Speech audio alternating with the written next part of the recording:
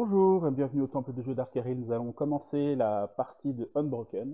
Donc, dans cette vidéo, vous verrez les deux premiers rounds, donc les deux premiers assauts. Voilà, et on fera une troisième vidéo pour conclure tout ça. Juste quelques infos supplémentaires. Donc, le jeu Unbroken a été financé sur Kickstarter. Il est possible de le trouver sur Internet, sans doute sur le site de l'éditeur. Donc Unbroken, c'est un jeu de la boîte Altema Games, et donc il y a un site internet où vous pouvez sans doute trouver des infos complémentaires, et notamment, je vous ai dit, il y a une version print and play aussi du jeu qui ne doit pas être très cher. Je me demande si c'est pas à 5 € ou un truc comme ça. Donc voilà, à voir si ça vous intéresse. Donc on va attaquer tout de suite la partie. Donc il ne reste plus qu'à commencer la partie. Donc on commence la phase de voyage. Ce qui va être intéressant à faire assez vite, c'est d'aller faire l'éclaireur pour repérer la créature qui nous cherche là.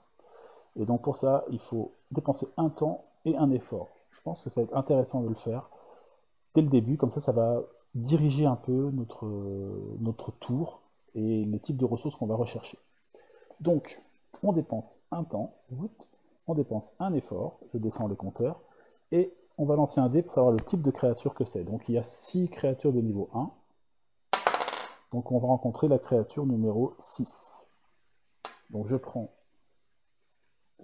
hop, des créatures, alors, et ici on a le numéro, donc c'est bien celle-là, hop, je la prends, j'enlève les autres, on n'en aura plus besoin pour ce jeu.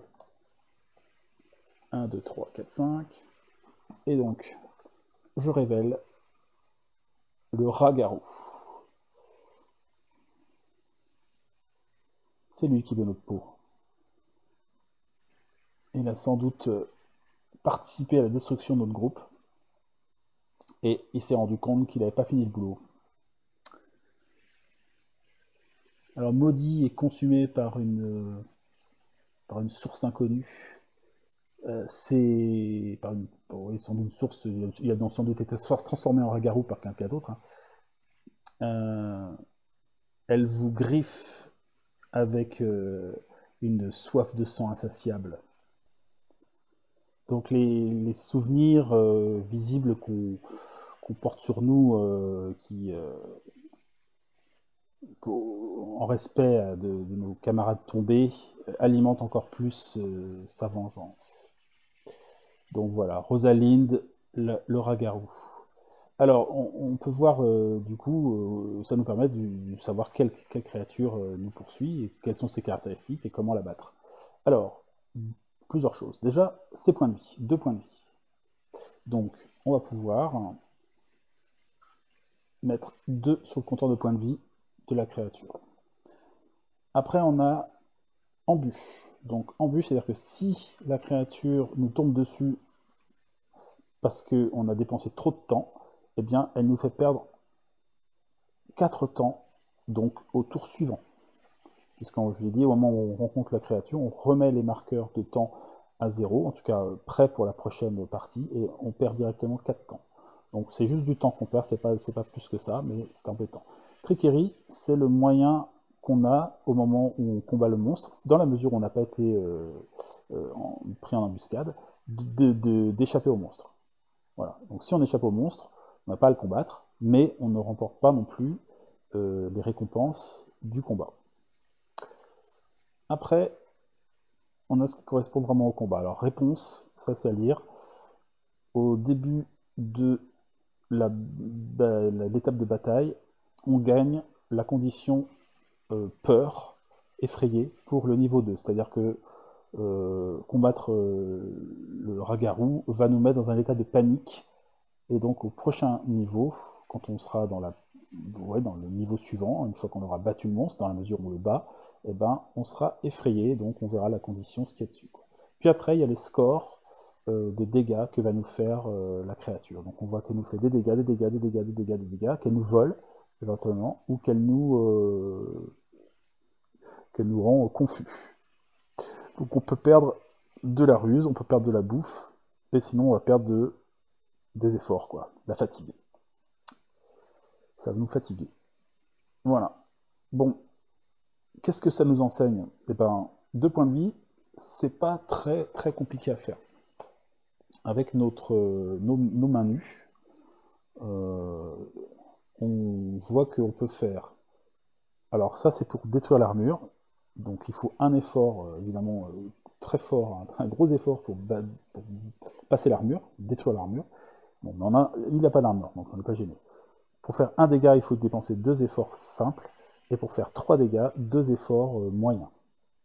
Donc, 2 possibilités, enfin, il y a plusieurs possibilités. On peut se dire qu'on se bat que à main nue, et donc on va essayer d'acquérir ces ressources-là. Voilà, on est prêt à taper un bon vieux coup dès le début, on lui met 3 points, et puis c'est fini. Ou alors on lui fait 1 point par 1 point, mais sachant que dans ce cas-là, la créature va pouvoir répliquer et nous blesser éventuellement, quoi. En tout cas, le combat ne devrait pas durer trop longtemps. Ou alors, on décide et ça sera un peu le hasard des rencontres, d'upgrader l'arme directement, soit en un couteau, soit en un bâton, un gourdin, pour pouvoir l'affronter plus facilement. Sans doute que les armes auront des coups moindres. Voilà. Voilà, alors, une fois qu'on a fait cette première action-là, de scout, on peut choisir de s'arrêter là et de faire une rencontre, pour voir un peu les ressources qu'on a, ou on peut essayer de faire des actions, etc. Pour rappel, donc on avait dit que notre voleuse, elle avait une action possible, c'était soit jeter un petit coup d'œil, donc avoir une rencontre supplémentaire sur une phase de rencontre.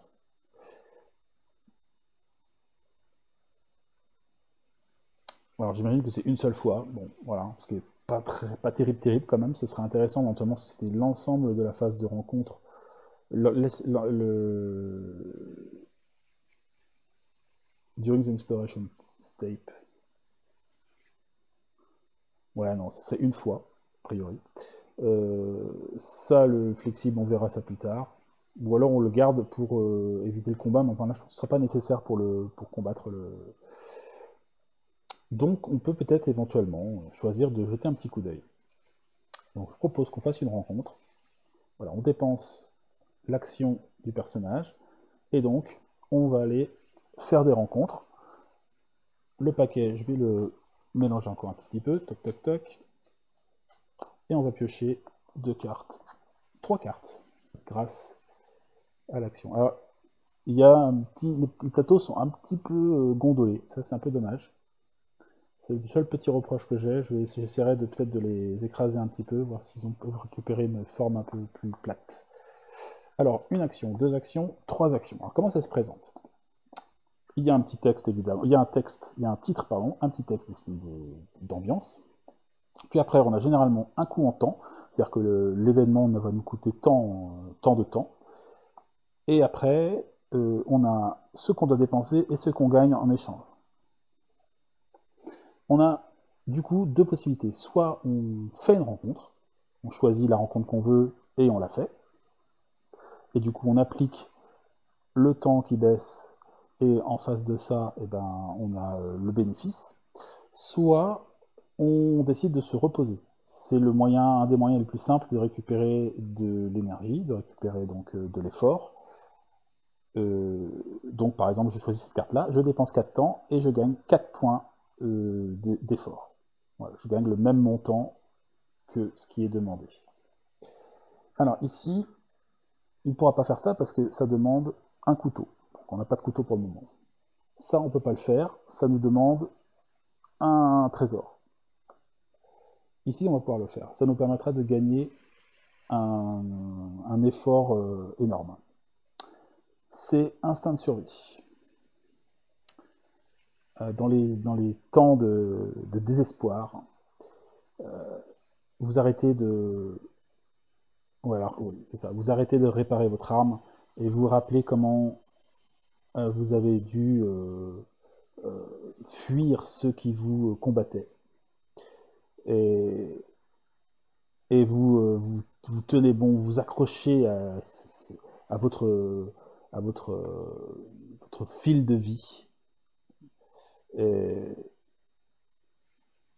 Et donc en pensant à tout ça, vous trouvez ce qu'il faut pour essayer de survivre. Donc voilà, on est en train de se mettre on est toujours blotti dans un petit coin, on essaye de réfléchir, on a été repéré, on a vu qu'il y avait un rat-garou qui nous poursuivait, donc là on se met dans un petit coin, et puis on commence à voilà, rassembler un peu nos souvenirs, on se rappelle comment s'est passé le combat, on a perdu nos compagnons, et puis bah, voilà, on se dit mince, je suis encore en vie, donc on s'accroche à cette idée-là, cette idée d'être encore vivant, et que tant que tant qu'il y a encore une petite force vitale, il y a encore de l'espoir, et du coup, on prend du temps hein, pour faire tout ça, hein. On prend 4 temps quand même, donc on est un peu 1, 2, 3, 4. Mais on gagne un effort majeur. Hein. Alors je ne sais pas si c'est une bonne idée, hein, mais bon. Donc on augmente ici. Ça nous servira peut-être plus tard. Voilà, pour l'instant, c'est pas terrible. Donc on va voir, on voit qu'on n'aura pas spécialement de ressources. Voilà, il nous reste 2 temps. Donc soit alors maintenant on repasse à une phase d'action, hein, on peut éventuellement refaire des actions. Puis après, on choisit d'aller affronter le monstre ou de continuer à faire des rencontres. Le problème, c'est que là, je vais piocher 2 cartes. Si j'ai des actions en coup qui m'obligent à descendre à 0, et ben enfin, on aura une embuscade. Et donc, on perdra du temps pour le tour prochain. Donc, la prudence est peut-être de mise. Je vais peut-être juste commencer à alimenter un peu, parce que ça ne coûte pas de temps, d'alimenter voilà, et de planifier les choses. Donc là, je peux faire l'action de planification, ce qui me permet de dépenser 4 ressources d'effort pour avoir un ressource d'intelligence, de ruse, qui me permettra notamment d'utiliser mon poison. Donc, je décide de dépenser 4 points, j'étais à 12, donc je descends à 8, et je gagne une ressource de ruse. Voilà. Ça me semble pas mal. Je peux pas upgrader l'arme. J'ai besoin de garder mes points d'effort parce que c'est un peu mes points de vie aussi pour affronter le combat. Et puis c'est tout. Donc on décide d'aller combattre le rat. Alors je peux pas le. Enfin, si je pourrais éviter le combat, mais je préfère gagner le combat, quitte à prendre quelques blessures, et gagner les récompenses qui sont en dessous. Donc c'est parti. Heureusement en mode simple, facile. On combat le monstre avant que lui nous combatte. Mais en mode difficile, ce serait le contraire. C'est toujours le monstre qui attaque en premier. Alors déjà, ça nous indique en réponse qu'au moment de la rencontre, on va devoir prendre l'action, enfin la condition, pardon, de effrayer. Passif. Ça dit, vous ne pouvez pas vous reposer durant la phase d'exploration. Donc, on ne peut pas, quand on explore, on est obligé de faire les actions, on ne peut pas prendre le temps de récupérer des points d'effort à la place de faire ce qui est proposé sur la carte. Et ça peut être assez embêtant. Mais ce ne sera pas pour tout de suite, hein, évidemment, ce sera pour le tour prochain. Donc voilà, on est effrayé à cause de... voilà, on rencontre quand même un rat-garou, on se rappelle de ce qu'il a pu faire, voilà, il a un bras derrière, là, pris sur un de nos compagnons sans doute. Et donc, voilà. Alors, la phase de combat est simple, on agit, on fait une action, soit une action générale, soit une action de combat. Le monstre est mort, c'est fini. Le monstre est vivant, il réplique. On lance un dé pour savoir ce qu'il fait. Et après, c'est à nous, etc., etc. Donc, je commence par me battre. Et donc, je pense que je vais y aller à main nue. Hein. Et je vais simplement utiliser 2 efforts pour lui mettre 1 point de dégâts. Donc, j'étais à 8, je descends à 6. Et, pardon, il descend à 1 point de vie. Il n'est pas mort, donc on va faire son dé d'attaque. Savoir ce qu'il nous fait. Il fait 4. 4, c'est ouf. C'est costaud, 4. J'aurais peut-être dû garder mon ressource pour faire baisser le combat. Donc il me fait une blessure et je perds 2 efforts. Donc je descends de 6 à 4. Voilà. Tout simplement, c'est à nous, à nouveau. Donc, ça va pas être compliqué. Je dépense à nouveau 2 efforts. et je lui inflige un dernier point, et la créature meurt. Voilà, c'est un monstre de niveau 1, hein. Ça a beau être un ragarou, c'est qu'une petite créature de niveau 1, donc tout va bien. Alors, j'ai oublié de faire une chose, c'est de remettre le compteur de temps à jour. Donc avant le combat, on doit remettre ici le compteur. Voilà.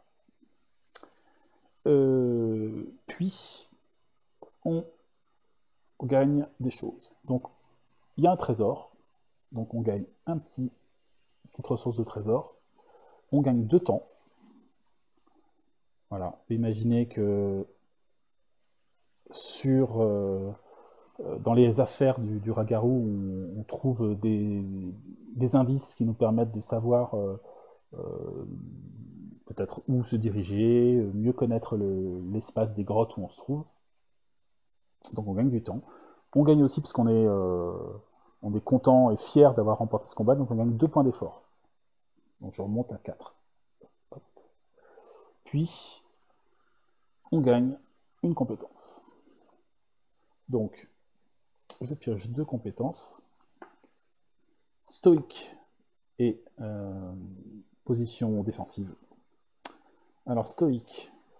Alors, passif. Donc, nos besoins en nourriture sont réduits de 1.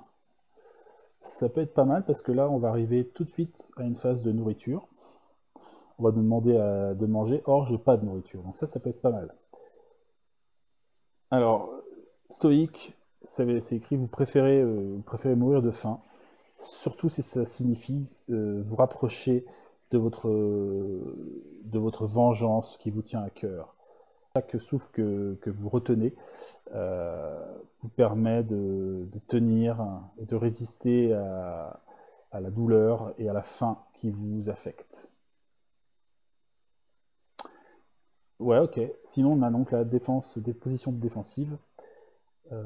Comme une pierre, vous êtes prêt et préparé à éviter n'importe quel assaut que votre adversaire planifie de relâcher sur vous. Votre entraînement passé vous assure que vous ne laisserez pas vous ne laisserez pas tomber vos camarades morts, quoi. Oui, c'est ça aussi le principe, c'est que le personnage étant à terre, étant faible, voilà, on peut imaginer, et c'est un peu, je crois, que ce qui est induit là-dedans, qu'au fur et à mesure qu'on avance dans le jeu, le personnage va retrouver un peu ses souvenirs, ses capacités, voilà. Oui, il va redevenir un peu ce qu'il était, quoi. Donc soit elle avait des capacités de défense, soit elle était plutôt stoïque, donc plutôt prêt à pas. Alors ça fait quoi, position de défense? Donc en réponse, une fois qu'on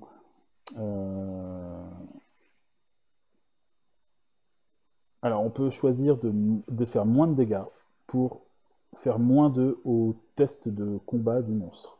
Voilà, donc c'est position de défense, donc on est moins en attaque, on est moins en bourrin, et en même temps ça permet de moins prendre de dégâts, puisque voilà.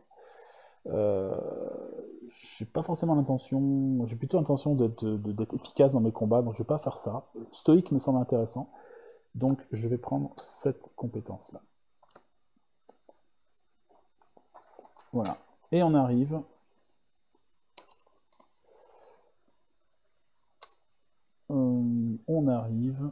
à la phase de fin.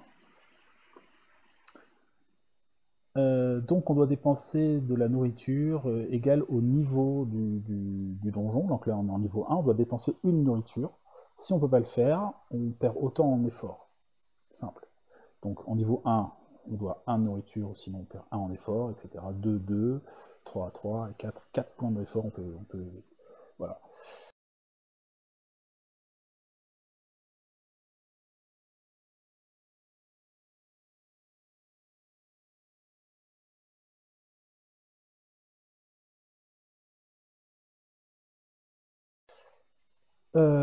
Donc comme on est stoïque, on a un de moins.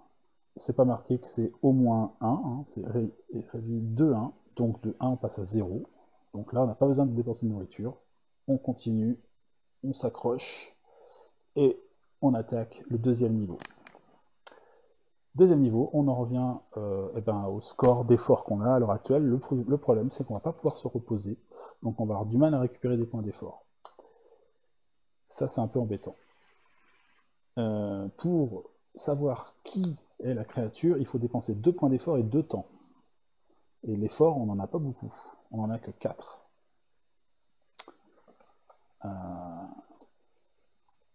Donc, je sais pas trop comment on va faire. On peut pas se reposer. Alors, je récupère 2 petits cubes, cette fois-ci, sur mon personnage. J'ai le droit à 2 actions. Je pense qu'on va essayer d'explorer pour trouver des ressources. Je pense que c'est ça qu'il faut faire. De la nourriture, peut-être peut-être de quoi s'armer. Et pourquoi pas aussi, il y a certaines cartes et événements qui permettent de gagner de l'effort, quoi. Parce que pour l'instant, j'ai pas trop envie de dépenser mes points. On a un petit peu de temps quand même, hein. On a gagné 2 temps là, donc on est à 14 de temps, ce qui est intéressant quand même. Donc, on va simplement faire une phase de rencontre. Et donc, je pioche en utilisant le pouvoir de sneak, enfin de take a pick plutôt. Toc. Et on pioche du coup 3 cartes. Ah bah voilà. Voilà. Oh, bah très bien. Oh bah là, on a pas mal de choses. On a un esprit bienveillant. Voilà. On a les cavernes de cristal. On voit que là, on gagne. Ça permet de gagner. On va voir le texte, mais ça permet de gagner 4 d'efforts, quand même, c'est pas mal. Là, on gagne 2 efforts. Et là, on gagne, à terme, ça c'est rassembler ses forces. On gagne un effort moyen. Contre 2 temps. Je suis une voleuse, donc moi j'ai envie de garder les trésors. Je vais écarter ça. Ça me semble pas mal, caverne de cristal. Donc, nous voici dans les cavernes de cristal. Les ombres des cristaux, ou plutôt les cristaux d'ombre, brillent et se reflètent autour de vous.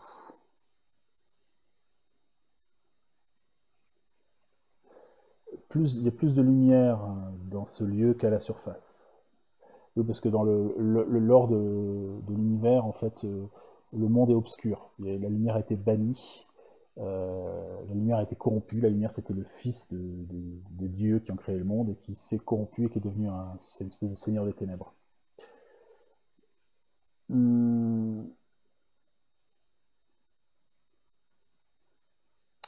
Et donc, la lumière des cristaux réveille en nous un certain sentiment de pouvoir. Des silhouettes d'ombre vous menacent à distance, mais elles semblent être simplement des illusions dans ces cavernes. Donc on prend un peu de temps pour les visiter, on trouve ça beau, et ça nous redonne un peu de force. Donc on prend 1 point de temps pour gagner 2 points d'effort. Ça, c'est intéressant. Là, ça devient tout de suite intéressant, peut-être d'aller faire notre scout. Hein, ça nous paye notre action d'éclaireur. Donc on repasse à la phase d'action.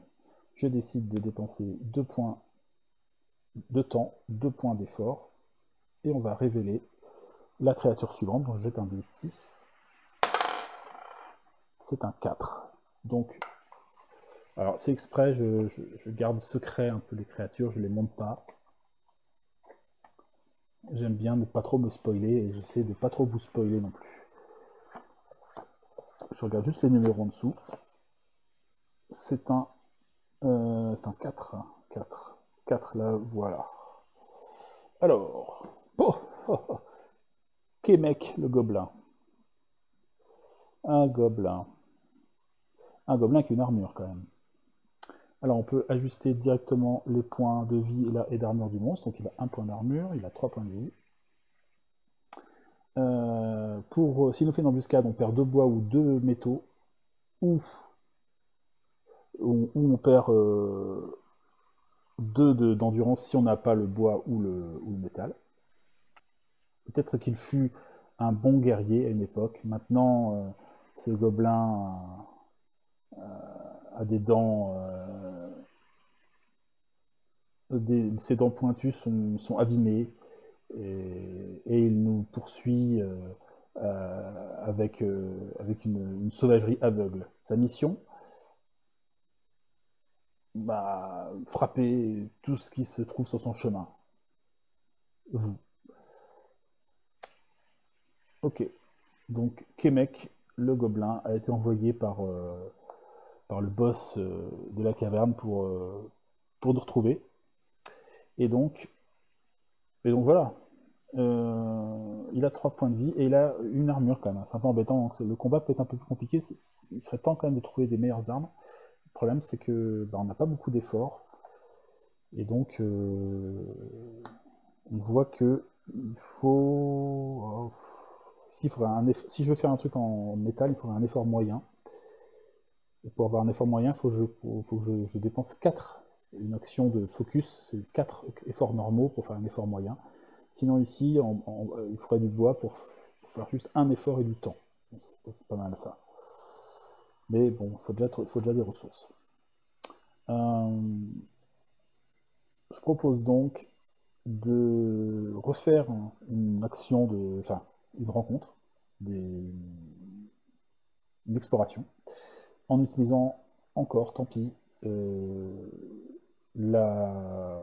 aller jeter un œil du voleur qui permet de piocher 3 cartes et d'avoir un peu plus de choix. Ce qui m'intéresse, c'est trouver. Ouais, ça c'est pas mal, ça peut-être. Ouais, mais j'ai pas de ressources, quoi. C'est embêtant, hein. Alors ça prend du temps. Alors donc je peux pas, vous voyez, je peux pas me reposer. Je peux pas perdre 5 temps pour gagner 5 d'efforts. J'ai pas le droit de le faire. Je suis trop heureux. Ça me permet de gagner 2 efforts moyens quand même. Mais ça prend 5 temps. Ça, ça c'est des rêves, hein, des rêves. J'imagine qu'ils nous aident à nous guider. Ça, c'est un. On nous prévient, je sais plus comment on dit, warning. Et ça, c'est un hôtel. Un hôtel maudit. Oublié. Ok. C'est pas terrible, hein. J'ai pas envie de dépenser de l'énergie, j'en ai pas beaucoup. Donc ça, je vais dire non. Ça, c'est 5 temps quand même, hein, pour gagner 2 trucs comme ça, j'en ai pas besoin autant. Le problème, c'est que pour l'instant, je peux pas passer l'armure du monstre. Je peux pas passer l'armure du monstre. Il faut absolument que je réussisse à passer l'armure. Pour avoir l'armure, il faut peut-être au moins que j'ai un point comme ça au cas où je trouve du métal. Donc je vais faire ça. Et pas perdre trop de temps. Donc ça me coûte 2 temps. Boum, boum. Et je vais gagner un effort moyen. Alors vos rêves vous permettent d'obtenir le meilleur de vous. Dans une sorcière aveugle vous dit qu'il est urgent de vous échapper tant que vous pouvez. Bien que vous réveillez plus fort, les murmures errants, enfin, voilà, les murmures qui vous suivent, vous entendez le mot mère encore et encore. Vous pouvez pas vous empêcher. Alors c'est ce sentiment de danger dans votre esprit. Euh, et ces mots vous amènent encore plus de paranoïa. Donc voilà, on a l'impression que c'est notre mère dans un rêve qui nous dit qu'il faut partir le plus vite possible. Voilà, elle est aveugle. Et voilà, ça nous met pas bien.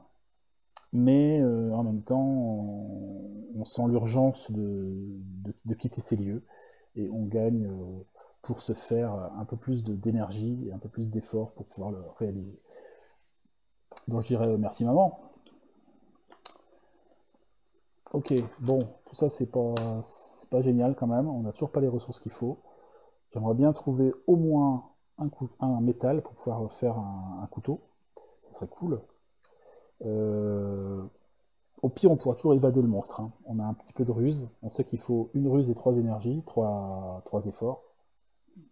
Mais ça m'embête, j'aimerais bien le battre à la loyale si possible. On n'a pas de nourriture non plus, donc voilà, tout ça, ça craint un petit peu. Du coup, qu'est-ce qu'on peut faire? Qu'est-ce qu'on peut faire? Je vais choisir de m'orienter. Tant pis, je vais faire le sacrifice. Je vais faire orientation comme action. Ça me permet, en dépensant un effort, de révéler 2 cartes de rencontre additionnelles. Donc là, c'est la même action que faisait la voleuse, mais un peu plus fort et un coûte un peu plus cher. Donc cette fois-ci, je vais explorer et je pioche 4 cartes. 2, je veux des ressources. 3 et 4. Là, j'ai trouvé des ressources, ici. Voilà, c'est quand même bien d'avoir le choix. C'est quand même intéressant. Donc je vais prendre ça direct. Il n'y a pas moyen. C'est ça que je vais prendre. Ah ouais, ça c'est pas mal aussi, mais gagner...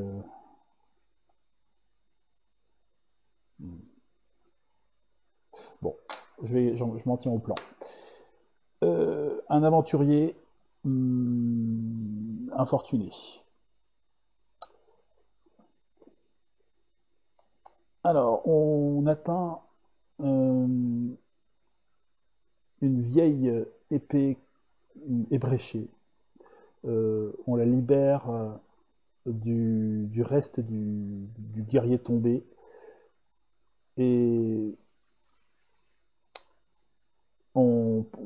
voilà, on consacre le corps et l'âme du guerrier tombé voilà, au dieu, et on espère que le métal nous servira plus à nous qu'à lui.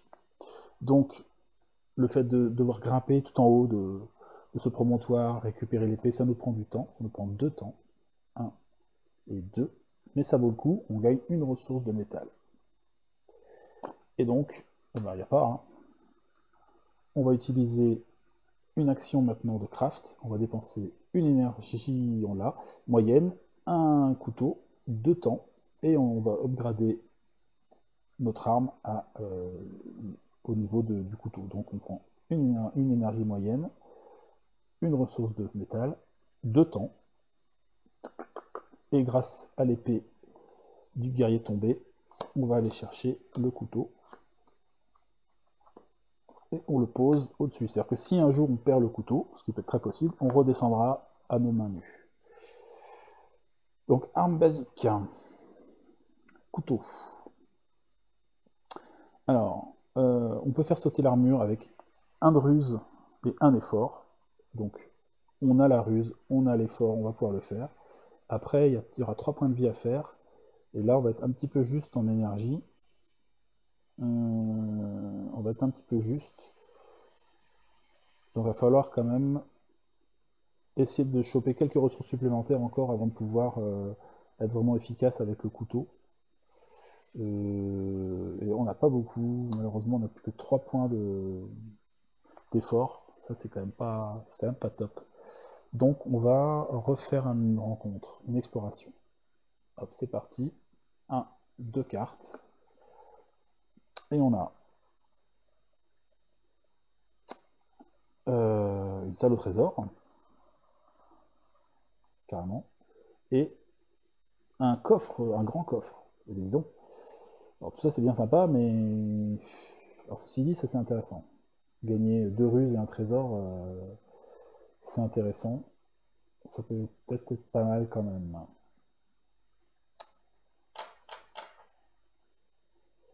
Bon, de toute façon, on n'a pas trop le choix. Donc, on tombe sur une salle avec plein de trésors et une araignée aussi, apparemment. Euh, donc, on repère une porte. Des bruits de frottement et de pattes s'entendent à l'intérieur de cette chambre cachée et qui attire notre curiosité. Euh, on crochette la porte et on rentre à l'intérieur. Et on tombe sur des richesses incroyables. Oui, vous dites que ces richesses, quand sans doute gardées par des créatures, coûteraient bien plus que votre vie. C'est pour ça on ne reste pas très longtemps. C'est ce que je comprends dans le texte. Et puis sans doute qu'on n'a absolument pas le temps d'accumuler des richesses. Il faut surtout survivre. Donc on va quand même rentrer dedans, ça prend du temps, de l'effort. Il faut peut-être se débarrasser de cette araignée qui nous empêche d'atteindre les trésors. Donc on doit dépenser un effort grand, j'en ai plus, hein, j'en avais un, et on gagne 2 ruses et un trésor. Donc j'ai un deuxième trésor ici. Ça nous a coûté un temps. On passe à 4, c'est pas cool. Tout ça ne m'aide pas non plus, toujours pas. J'ai toujours un petit peu à court d'énergie. Donc je vais à nouveau faire une rencontre, deux. Le fait d'être effrayé, c'est vraiment pas cool. Hein. Et là, c'est pas terrible. Ici, je vais pas pouvoir la faire. Donc, voilà.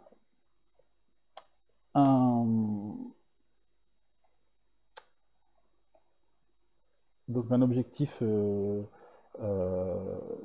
intelligent. Donc, en regardant par-dessus une idole démolie, on cherche, voilà, on l'observe plutôt, en observant une idole, une vieille idole cassée.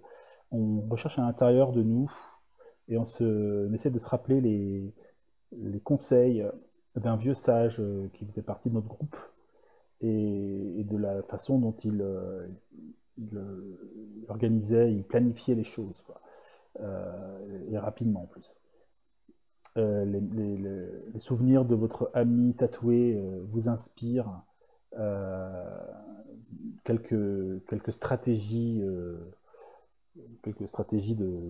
braves. Donc ça nous prend 2 temps, 1, 2, et on gagne encore un cunning, une ruse. Ouais. Ben, on arrive donc à la phase de combat. J'ai pas envie qu'il me fasse une embûche. Il va me tuer direct. Parce que j'ai que 3 d'énergie. Donc on est obligé d'aller. Et là c'est trop risqué, il n'y a plus que 2 temps. Donc on passe à la phase de combat. Et donc, le gobelin, le souci c'est qu'il a une armure et 3 points de vie. L'armure, je peux la passer. J'ai ce qu'il faut. Le problème c'est qu'après, pour lui faire 3 points de dégâts, et ben, je ne sais pas comment je vais faire. J'ai pas moyen de récupérer de l'énergie. J'ai pas ce qu'il faut en fait. Je suis trop juste, quoi. Trop juste. Le mieux que j'ai à faire, c'est de l'éviter en fait. C'est d'éviter le monstre. Et tant pis pour les ressources, tant pis pour les récompenses. J'ai pas ce qu'il faut en fait. J'ai pas ce qu'il faut. J'ai des trésors, ça j'en ai. J'ai de la ruse, pas de souci. Mais justement, la ruse c'est bien, mais dans un combat. Ah, attendez. Ah, j'ai oublié la maîtrise du poison. Ben voilà ce qu'il faut que je fasse. Suis-je bête? Heureusement que tout d'un coup je me mets à réfléchir. Et en plus, ça passe la défense. Ben non, ben voilà. Ah, j'ai pas réfléchi. Heureusement que, oui, les réflexions, les souvenirs de notre sage, et c'était ça, c'était de dire oui, n'oublie pas que tu sais maîtriser les poisons. Voilà. Et donc on a collecté suffisamment de ressources pour pouvoir l'empoisonner, ce gars. Ben, c'est pas compliqué, il a que 3 points de vie. Ben, très bien. Première action de combat, j'utilise 2 ruses, 1, 2, et je lui fais 3 points de dégâts, et ça passe la défense.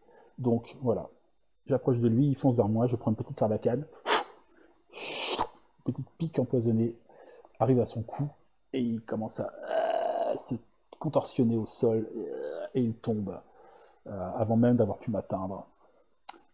Et je récupère sur son cadavre des bouts d'armure et de métal qui s'y trouvent. Donc je gagne 2 ressources de métal.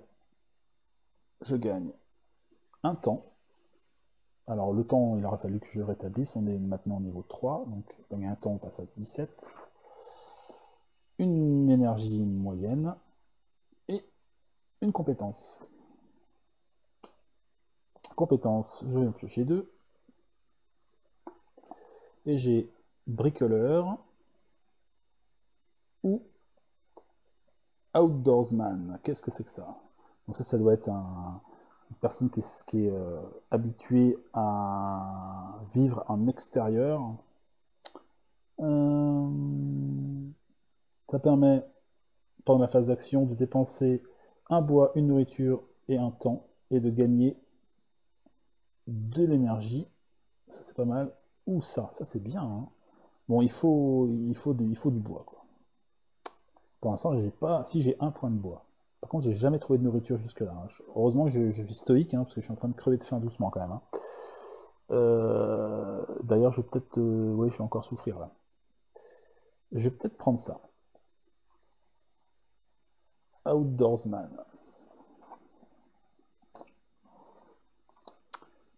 La petite Maëlle, elle vivait plutôt à l'extérieur du château, à l'extérieur de la ville, dans la forêt. Et elle est habituée à pouvoir se débrouiller et à survivre en extérieur. Elle se rappelle comment faire. Donc, stoïque, maîtrise du poison, master du poison, ça c'est bien. Hein. Puis en plus, j'ai gagné plein de points de cunning, j'ai un peu zappé ça. Ça, c'est le fait de filmer sans doute. Et capacité donc de survie en extérieur. Bon, bah c'est pas mal, c'est pas mal. Maintenant, il faut manger. Je ne peux pas manger. Normalement, je dois dépenser 2 points de nourriture, puisqu'on est au niveau 2. Comme je suis stoïque, je dois en dépenser qu'un seul. Donc ça me fait perdre un point d'effort. Ok. Il me reste 2 points d'effort. Mais je ne suis plus effrayé. Ça, c'est cool.